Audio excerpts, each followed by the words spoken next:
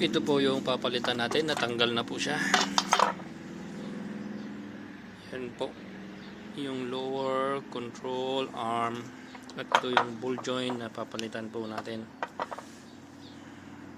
Ito po yung ipapalit natin, pero kailangan po nating tanggalin. Meron po siyang circlip dito na yung lock nya. Tanggalin mo po muna natin yun, saka po natin i-press.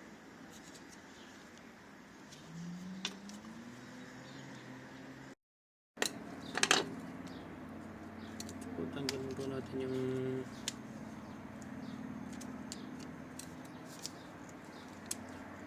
lock nya.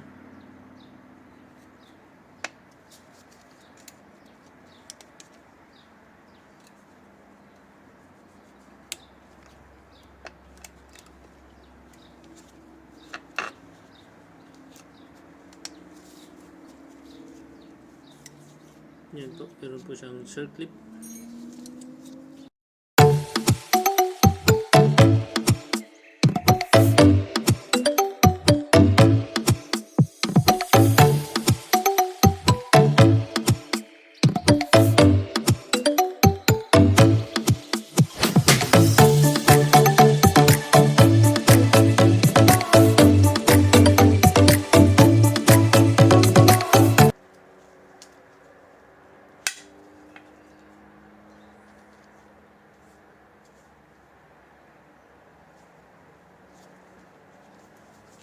Palit na po natin yung bago. Ito po yung bago.